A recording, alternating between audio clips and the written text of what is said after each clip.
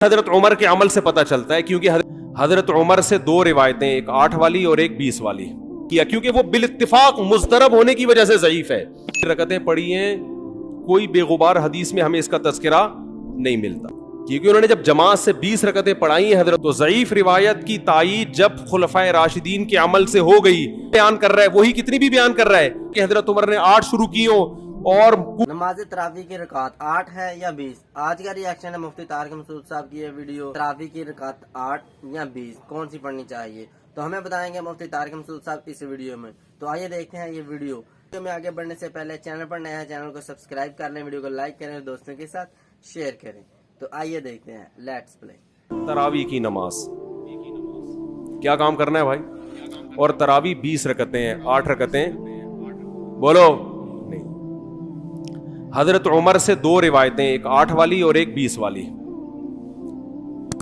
کہ حضرت عمر نے کتنی دیکھو نبی صلی اللہ علیہ وسلم نے تراویح کی کتنی رکعتیں پڑھی ہیں، کوئی بے غبار حدیث میں ہمیں اس کا تذکرہ نہیں ملتا. بس اتنا ہے کہ 3 دن پڑھی ہے، بس کتنی پڑھی ہے ہمیں نہیں پتا. یہ ہمیں حضرت عمر کے عمل سے پتا چلتا ہے، کیونکہ حضرت عمر بدعتی بولو نہیں ہو سکتے، کیونکہ انہوں نے جب جماعت سے 20 رکعتیں پڑھائی ہیں حضرت عمر نے، تو اس کا مطلب نبی نے ان 3 دن میں کتنی پڑھی تھی. اور ایک ضعیف روایت میں اس کا تذکرہ بھی ہے کہ نبی نے 20 رکعتیں پڑھی ہیں. تو ضعیف روایت کی تائید جب خلفائے راشدین کے عمل سے ہو گئی، تو وہ ضعیف بھی عملاً کیا بن گئی؟ صحیح بن گئی ہے وہ. تو حضرت عمر سے 2 ہیں، 8 بھی اور 20 بھی. 8 والی پر امت نے کسی امت نے عمل ہی نہیں کیا، کیونکہ وہ بالاتفاق مضطرب ہونے کی وجہ سے ضعیف ہے، سند کی وجہ سے نہیں بلکہ مضطرب. کیونکہ جو راوی حضرت عمر سے 8 بیان کر رہا ہے وہی کتنی بھی بیان کر رہا ہے؟ 20 بیان کر رہا ہے. اور جب ہم صحابہ کے دور میں دیکھتے ہیں تو ہمیں سب جگہ 20 نظر آ رہی ہیں، 8 کہیں بھی نظر نہیں آ رہی. تو یہ کیسے ممکن ہے کہ حضرت عمر نے 8 شروع کی ہوں اور کوفہ، بصرہ، دمشق، شام، مصر سب جگہ 20 ہو رہی ہوں؟ اس سے پتہ چلتا ہے کہ حضرت عمر سے جو 20 والی روایت ہے وہ صحیح ہے، 8 والی صحیح نہیں ہے. اور اس کی سب سے بڑی دلیل یہ ہے کہ موطا امام مالک میں ہے 8 رکعتوں والی، جو امام مالک نے نقل کی ہے. لیکن امام مالک خود 8 کا فتویٰ نہیں، وہ خود 20 سے زیادہ کے قائل ہیں، وہ تو 20 کے بھی نہیں 36 کے قائل ہیں. تو یہ کیسے ممکن ہے کہ کتاب کا مؤلف 8 والی ذکر کر رہا ہو مگر خود اس روایت کو وہ اس پر عمل نہ کر رہا ہو؟ ان باتوں کا کسی اہل حدیث عالم کے پاس جواب نہیں ہے. ترمذی میں ایک روایت پیش کی جاتی ہے امام احمد بن حنبل سے. یہ روایت ہے کہ اس میں کوئی مخصوص عدد ثابت نہیں ہے، جتنی چاہے پڑھ لو. لیکن امام احمد کی جو اپنی اصل کتابیں ہیں فقہ کی، اس میں امام احمد کے شاگرد جو امام احمد سے ذکر کرتے ہیں وہ ذکر کرتے ہیں امام احمد بن حنبل کے نزدیک بھی 20 رکعتیں مختار ہیں. سمجھ نہیں آ رہی میرا خیال ہے بات. تبھی فقہ حنبلی میں تراویح کی رکعتیں کتنی ہیں؟ 20. اور امام ابو حنیفہ کے نزدیک بھی. لوگ پتہ ہے مجھ سے کیا کہتے ہیں؟ لوگ جو ہے نا کہتے ہیں کہ یار آپ ان حدیثوں کا انکار کر رہے ہو جس میں 8 آتا ہے. 8 والی جو بخاری کی حدیث ہے نا، اس کا تراویح سے کوئی تعلق نہیں ہے. بخاری میں آتا ہے نبی رمضان اور غیر رمضان میں 8 پڑھتے تھے، اس کا تراویح سے کوئی تعلق، وہ تو غیر رمضان میں بھی تھی.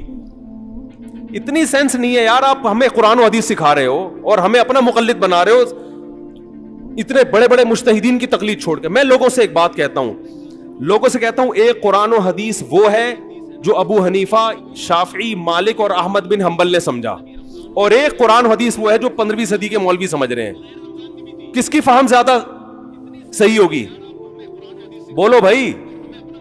ایک قرآن وہ ہے جو انجینئر بیان کر رہا ہے حدیث، ایک حدیث کی تفصیل وہ ہے جو امام مالک بیان کر رہے ہیں، ابو حنیفہ بیان کر رہے ہیں جن کی 80 ہجری میں پیدائش ہوئی ہے، تابعین میں سے ہیں، جو امام شافعی بیان کر رہے ہیں. تم امام شافعی کو چھوڑ رہے ہو، تم امام ابو حنیفہ کو چھوڑ رہے ہو، تم امام مالک کو چھوڑ رہے ہو، تم احمد بن حنبل جیسے محدث اور فقیہ جو امام بخاری کے استاذوں میں ہیں ان کو چھوڑ کر فالو کس کو کر رہے ہو؟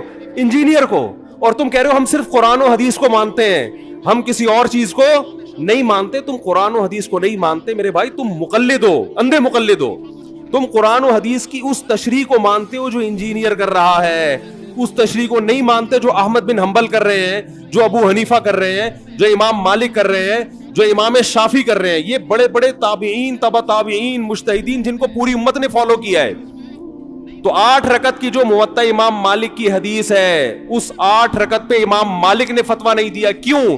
اس لیے کہ وہ حدیث مضطرب ہے, اس میں راوی ایک بیان پہ ٹکتا نہیں ہے, کہیں 20 بیان کرتا ہے, کہیں 8. جب راوی کے بیان میں تضاد ہو تو حدیث مضطرب ہونے کی وجہ سے رد ہو جاتی ہے. اور میں آخری بات کر کے بیان کو ختم کرتا ہوں, یہ جو تراویح کا لفظ ہے یہ 8 رکعتوں پہ فٹ ہی نہیں بیٹھتا ہے. اس کا بھی میں جواب سوال کر رہا ہوں لیکن کوئی جواب نہیں دے رہا. دیکھو اپنی مرضی کے سوال بنا کے جواب دے دیا کرو تو لوگ واہ واہ کریں گے. آپ میرے ساتھ یہ ہو رہا ہے, میں جو بیانات میں اعتراض کرتا ہوں نا اس کا جواب نہیں مجھے ملتا, خود سے اعتراض بنا کے کیا کر دیا جاتا ہے جواب. جیسے میں نے بتایا تھا کہ حرم میں 4 مصلے تھے, حنفی, مالکی, شافی, حنبلی, 4 مصلے تھے نا کئی سو سال تک, جو کہ نہیں ہونے چاہیے, ایک ہی ہونا چاہیے تھا مصلی. تو لوگوں نے اعتراض کیا 4 مصلے تھے حرم میں, یہ دیکھو کتنا غلط, یہ حنفی مالکی ایسے ہوتے ہیں. تو میرا سوال یہ تھا کہ 5واں کیوں نہیں تھا اس وقت؟ اس کا مطلب 5واں فرقہ وجود میں آیا ہی نہیں تھا, وہ اب پیدا ہوا ہے. وہ ٹھیک ہے 4 غلط تھے لیکن اس غلط کو بھی صحیح ان 4 میں سے ایک نہیں کیا ہے.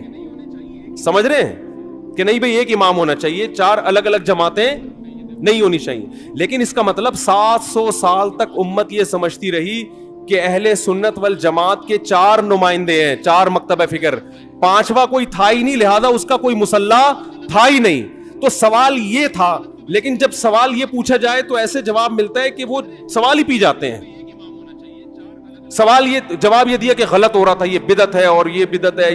جیسا کہ آپ نے سنا مفتی طارق مسعود صاحب نے بتایا کہ رکعتیں 8 ہیں کہ 20 ہیں, جو ہیں وہ اتنی زیادہ نہیں. طارق مسعود صاحب نے کہا کہ 8 بہت کم آ رہی ہیں تو 20 آ رہی ہیں ہر جگہ, کہ 20 رکعتیں ہوتی ہیں نماز تراویح میں تو 20 پڑھنی چاہیے. تو امید کرتا ہوں آپ کو ویڈیو اچھی لگی ہوگی. ملتے ہیں اگلی ویڈیو میں, جانے سے پہلے چینل کو سبسکرائب کر لیں, ویڈیو کو لائک کریں, دوستوں کے ساتھ شیئر کریں. ہو سکتا ہے آپ کے ایک شیئر سے کسی کی زندگی بدل جائے. آپ نے کمنٹ ضرور کرنا ہے, آپ کے ذہن میں کوئی بھی مسئلہ سوال آتا ہے نیچے کمنٹ باکس کے اندر کمنٹ ضرور کیجیے گا. دیجیے اجازت, اللہ حافظ.